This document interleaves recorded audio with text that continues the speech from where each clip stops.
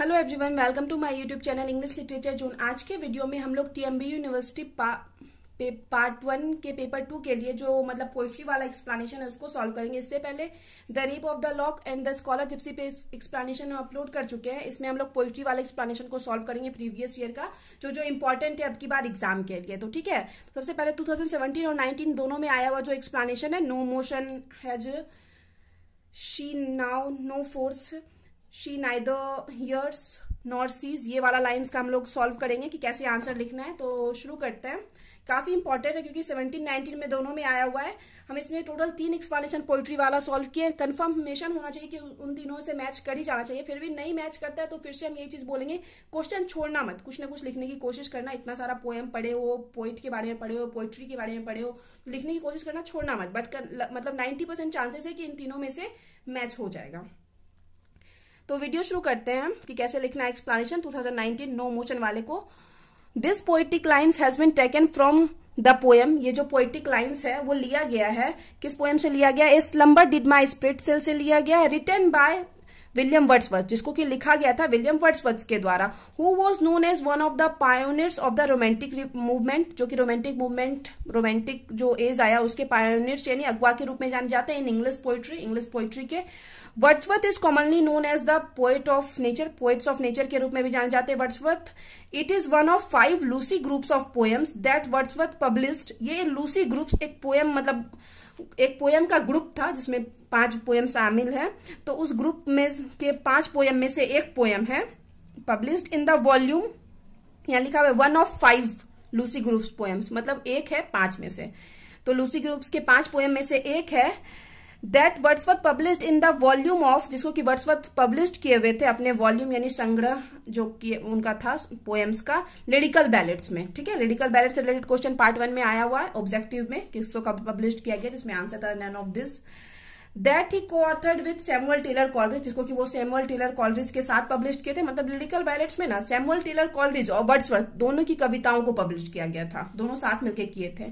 It is written इन 1798, इसको जो लिखा गया 1798 में लिखा गया और पब्लिश्ड इन 1800, पब्लिश्ड 1800 में किया गया। ठीक है, आप लोग को ये शायद रिटन का डेट पूछा हुआ था।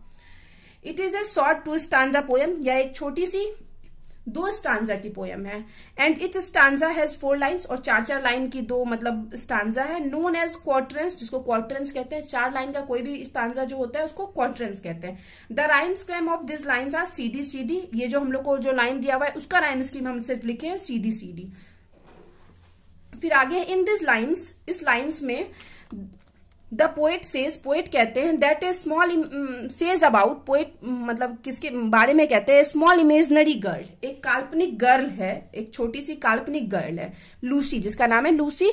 Home poet love so much, जिसको कि पोएट बहुत ज्यादा प्यार करते हैं। But now she is dead, लेकिन वो अब क्या हो चुकी है? मर चुकी है। That's why poet console himself, इसलिए पोएट क्या करते हैं? खुद को संतावना देते हैं। एंड सेज, और कहते हैं सी इज काम and disconnected from the world, कि वह शांत हो चुकी है और इस वर्ल्ड से डिस्कनेक्ट हो चुकी है। इस लाइन को हम एक्सप्लेन, मतलब ये जो पोइट्री वाला लाइन था उसको एक्सप्लेन कर रहे हैं इस तरीके से। आपको अगर ऐसा मतलब लाइन आता है तो आप सेम आंसर लिख सकते हो, उसमें कोई दिक्कत नहीं है। ये हो गया कि वो डिस्कनेक्ट हो चुकी है, उसकी मृत्यु हो चुकी है, तो वो काम बिल्कुल एकदम शांत हो चुकी है और इस वर्ल्ड से डिस्कनेक्ट हो चुकी है। वर्ल्ड ऑफ ह्यूमन, ये जो ह्यूमन का वर्ल्ड है उससे डिस्कनेक्ट हो चुकी है। She is unable to either hear or see, वह मतलब अब सुनने में भी और ना तो सुन सकती है ना बोल सकती है। She has join the nature, मतलब वो नेचर को ज्वाइन कर ले। Because death is something like being released from the physical body, क्योंकि डेथ जो है एक तरह से एक क्या होता है कि उसमें हम क्या होते हैं? रिलीज हो जाते हैं फिजिकल बॉडी से। And being a part of nature, और एक नेचर का पार्ट बन जाते हैं। ये सब पोएट का थॉट है। सिमिलरली उसी तरह Lucy two have become a part of nature, Lucy भी अब मृत्यु के बाद एक नेचर का पार्ट बन गई है। मिंगलिंग विथ इट्स ऑब्जेक्ट, और इसके ऑब्जेक्ट के साथ मिल गई है। Like rocks, stones and trees, मतलब इन सब के साथ मिल गई है, रॉक्स के साथ, स्टोन्स के साथ और पेड़ों के साथ। दैट्स मीन्स, इसका अर्थ है she has join the force of nature, कि उसके वो अब नेचर के फोर्स को ज्वाइन कर दिए, मतलब नेचर का पावर है उसके पास। And now she is seen everywhere, और अब उसको हर जगह देखा जा सकता है, मतलब किसी पत्थर में देखा जा सकता है, स्टोन में देखा जा सकता है, पेड़ में देखा जा सकता है, क्योंकि मृत्यु के बाद तो वो मिल गई है नेचर में। फिर आगे है दस इन दिस लाइन्स, इस प्रकार जो इस लाइन्स में वर्ड्सवर्थ सीज, वर्ड्सवर्थ देखते हैं डेथ मृत्यु को एज एन समथिंग पॉजिटिव, एक पॉजिटिव रूप में लेते हैं मृत्यु को। This lines reveals a deep realisation of life and death. ये लाइन रिवील करता है, बताता है एक गहरे रियलाइजेशन को, लाइफ मतलब जीवन और मृत्यु से related, of the poet, poet के मतलब रियलाइजेशन को दिखाता है कि पोएट कैसे मतलब जीवन और मृत्यु से रिलेटेड का, पोएट का कैसा मतलब गहरा रियलाइजेशन है, पोएट्स मतलब किस तरीके से लेते हैं, समझते हैं लाइफ को और डेथ को। तो ठीक है, तो यहाँ पे ये वाला एक्सप्लेनेशन कंप्लीट हो गया। अब सेकेंड हम लोग करते हैं 2019 में का दूसरा एक्सप्लेनेशन। 2017 का एक कर चुके हैं, अब 2019 का जो दूसरा एक्सप्लेनेशन है, and the stately ships go on to their haven under the hill. इस लाइन को एक्सप्लेन करेंगे। तो वीडियो शुरू करते हैं, एक्सप्लेनेशन लिखेंगे और फिर इसको सॉल्व करना शुरू करेंगे।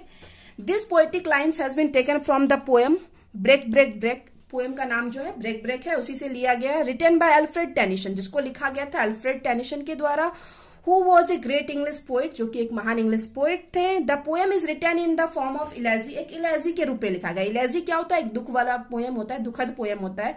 डेट डिस्क्राइब्स टेनिसन फीलिंग, जो कि डिस्क्राइब करता है टेनिसन जो पोएट है उनके फीलिंग को, ऑफ लॉस मतलब खोने के, आफ्टर हिज क्लोज फ्रेंड मतलब उनका जो क्लोज फ्रेंड खो गया यानी डेथ हो गया है, नेम जिसका कि नाम है अर्थर Henry हेलम।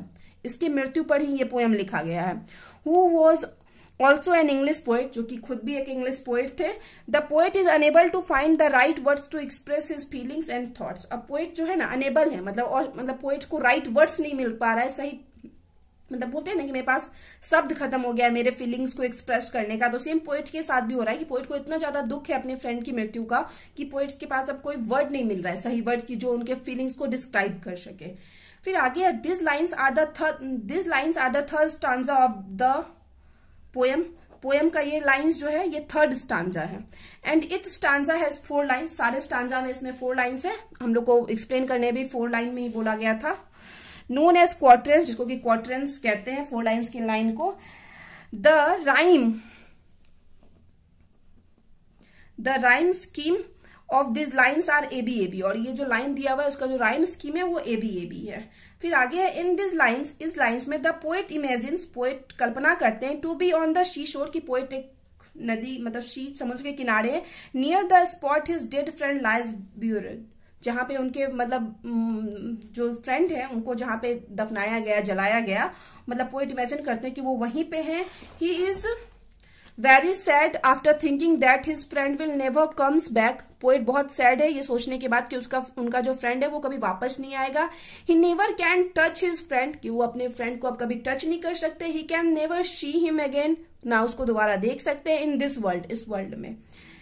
He can only imagine his presence, सिर्फ उसके उपस्थिति को फील कर सकते हैं। It is really a great loss for the poet, poet के लिए वास्तविक में एक बहुत बड़ी लॉस है।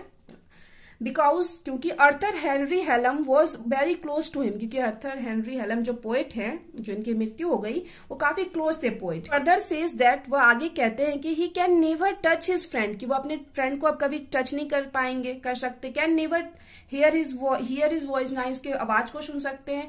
The poet is very sad after thinking about waves, poet मतलब वेव्स के बारे में, जो समुद्र में जो लहरें उठ रही है ना उसके बारे में सोच के काफी मतलब सैड हो जाते हैं। ऑफ द सी में जो मतलब समुद्र में जो लहरें उठ रही है उसके वेव्स लहरों के बारे में सोच के उदास हो जाते हैं। बिकॉज क्योंकि the waves are still producing sweet music, क्योंकि वेव्स जो है अभी भी एक स्वीट सा म्यूजिक प्रोड्यूस कर रहा है, मतलब म्यूजिक वेव जब ऊपर हो रहा है नीचे जा रहा है तो उससे एक म्यूजिक आ रहा है स्वीट सा। But for the poet this music is full of pain, लेकिन पोएट के लिए जो क्या है ये म्यूजिक क्या है पूरा पेन से भरा हुआ है, दर्द है इस म्यूजिक में भी। Even this world seems to be the poet full of never ending pain and sorrow, यहाँ तक कि क्या हो रहा है कि पोएट को ये पूरा वर्ल्ड ही ऐसा मतलब प्रतीत हो रहा है कि जैसे ये पूरा वर्ल्ड क्या है नेवर एंडिंग, कभी नहीं खत्म होने वाला दर्द और दुख से भरा पड़ा है, क्योंकि पोएट के जो बहुत ज्यादा मतलब क्लोज फ्रेंड है उनका डेथ हो गया है। फिर आगे दस दिस लाइन्स आर, इस प्रकार जो ये लाइन्स है are sad song over the death of the poet's friend, ये जो लाइन्स है ये सैड सॉन्ग टाइप का लाइन्स है जो कि पोएट के फ्रेंड के ऊपर लिखा गया है। थ्रू दिस लाइन्स, इस लाइन्स के through the poet expressed his deep sorrow, poet अपने deep sorrow on the sudden death of his friend, अपने फ्रेंड की सडन यानी अचानक से मृत्यु हो जाने पे अपने मतलब एकदम गहरे दुख के बारे में पोएट इस लाइन्स के थ्रू डिस्क्राइब्स करते हैं। तो ये यहाँ पे खत्म हो गया। अब हम लोग दूसरा सॉल्व करते हैं 2017 का। ये 2017 का है, जो सबसे लास्ट वाला है। इसके बाद हम एक्सप्लेनेशन सॉल्व नहीं करवाए हुए। इन 3 में से मैच कर गया तो सही है, वरना आपको खुद से मतलब ट्राई करना होगा लिखने का, ठीक है। इसी तरीके से आप कोशिश कीजिएगा, जैसे हम फॉर्म बता ही दिए कि इस तरीके से लिखना है। तो शुरू करते हैं। सी वॉक्स इन ब्यूटी, तो पता चल गया पहले से ही कि ये लाइन जो है सी वॉक्स इन ब्यूटी से लिया गया। मेनली मतलब a slumber did my spirit seal, she walks in beauty और ब्रेक ब्रेक, ये 3 पोएम में से मेनली मिल जाएगा। या फिर ओ वेस्ट विंड भी आता है, रिपीट करता है, तो मेनली ये 3 पोएम लेके चलिए कि मैच कर जाएगा इन 3-4 पोएम से। फिर आगे है जो ये वाला लाइन को हम एक्सप्लेन करते हैं। This lines has been taken from one of the most famous romantic poem, ये जो लाइन्स है one of the most famous romantic poem से लिया गया है, सी वॉक्स इन ब्यूटी, जिसका नाम है written by a great poet, जिसको कि लिखा गया एक महान पोएट लॉर्ड बैरन के द्वारा। He is one of the leading figure of the romantic movement, romantic movement के लीडिंग प्रमुख फिगर के रूप में जाने जाते हैं। Regarded as one of the greatest English poet, English के ग्रेटेस्ट महान पोएट के रूप में भी जाने जाते हैं। प्रेजेंट पोएम जो हम लोग का है, she walks in beauty is a short lyrical poem, एक छोटी सी लिरिकल पोएम है। It is a wonderful example of romanticism, romanticism का काफी अच्छा एग्जाम्पल है। एंड पब्लिश इन 1814, इसको पब्लिश जो किया गया 1814 में किया गया। The poem has 3 stanza, poem में 3 stanza and each stanza contain 6 lines, और सारी स्टांजा में 6 लाइन्स है। This lines follows A rhyme scheme, ये जो लाइन्स है सारा एक राइम स्कीम फॉलो करता है, एबी जिसका नाम है AB and written in iambic tetrameter, और ये जो लाइन है आयम्बिक टेट्रामीटर में लिखा गया है।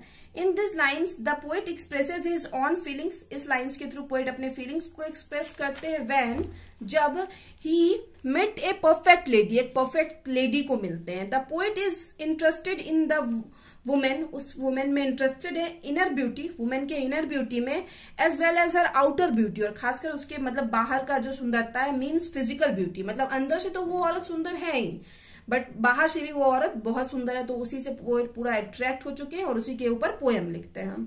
The poet starts this lines, the poet जो है इस लाइन्स को शुरू करते हैं विथ कंपैरिजन, एक कंपैरिजन के साथ, दैट ऑलमोस्ट डिवाइन, जो कि काफी दिव्य है। Beauty like the vast starry skies, मतलब ऐसा ब्यूटी जो बड़े स्टेरी स्काईज की तरह हो, मतलब वास्ट यानी बहुत बड़ा, starry skies means a night, एक ऐसा रात, in which a lots of stars are visible, जिस रात में बहुत सारे तारे दिख रहे हों, ठीक है। तो वैसे नाइट्स की बात करते हैं कि ब्यूटी, ऐसा ब्यूटी जो कि मतलब एक रात में जैसा मतलब पूरा तारों से भरा हुआ रात हो, उस चीज से कंपैरिजन किए हैं उस लेडी के ब्यूटी को। There are no cloud in the sky, sky में कोई क्लाउड बादल ना हो। And women is like that night, और वुमेन जो है उसी रात की तरह है, ठीक है। देखिए कितना इजी वर्ड लेके मतलब बनाया गया है लाइन। तो इसी तरीके से आप भी बना सकते हो, खुद से बनाया जाता है, मतलब लाइन को बना सकते हो। फिर आगे है the poet talks about, poet बात करते हैं ब्यूटी की, दैट इज सो स्ट्रॉन्ग, जो कि काफी स्ट्रॉन्ग है। And it is also about the beauty of her heart, और पोएट उसके हर्ट मतलब भीतरी सुंदरता की बात भी करते हैं कि बाहर से तो सुंदर है ही, और अंदर की सुंदरता, उसके हर्ट की सुंदरता के बारे में भी बात करते हैं। द पोएट सेज, पोएट कहते हैं, women is not only perfect in her look, women सिर्फ अपने लुक के हिसाब से परफेक्ट नहीं है, but also in her personality, but अपने पर्सनैलिटी के हिसाब से भी परफेक्ट है। Combination of dark night with twinkling stars, मतलब डार्क नाइट, एक अंधेरी रात के साथ जो वो ट्विंकलिंग स्टार्स वाला मतलब टिमटिमाते हुए तारों का के साथ जो कंपैरिजन करते हैं, मेक्स हर ब्यूटी डिवाइन, उसकी ब्यूटी को क्या बनाता है, डिवाइन बनाता है, मतलब बहुत ज्यादा दिव्य बनाता है। फिर आगे है दस, इस प्रकार this lines are about the beauty of women, की ये जो लाइन है वो एक वुमेन की सुंदरता को के बारे में। It presents a vision of the perfect women, एक परफेक्ट वुमेन के विजन को प्रेजेंट करता है। The poet focuses on female beauty, poet जो है फीमेल ब्यूटी पे फोकस करते हैं। एंड एक्सप्लोर्स द आइडिया, और इस आइडिया मतलब इस विचार की व्याख्या करते हैं, दैट की physical appearance depends upon inner beauty, इंसान का जो फिजिकल अपीयरेंस होता है, मतलब शरीर अगर किसी का सुंदर है, वो डिपेंड करता है उसके इनर ब्यूटी पे, मतलब आंतरिक खूबसूरती पे। कोई इंसान अगर अंदर से खूबसूरत है, कंफर्म है उसका फिजिकल अपीयरेंस भी काफी अच्छा होगा, फिजिकल अपीयरेंस भी काफी अच्छा होगा। तो यहाँ पे मतलब खत्म हो गया वीडियो। तो वीडियो अगर आपको अच्छा लगता है, वीडियो आपके लिए हेल्पफुल है, तो प्लीज आप लोग वीडियो को लाइक करना, चैनल को सब्सक्राइब करना और कमेंट करके भी बताना वीडियो को कैसा लगा। मिलते हैं नेक्स्ट वीडियो में नेक्स्ट टॉपिक के।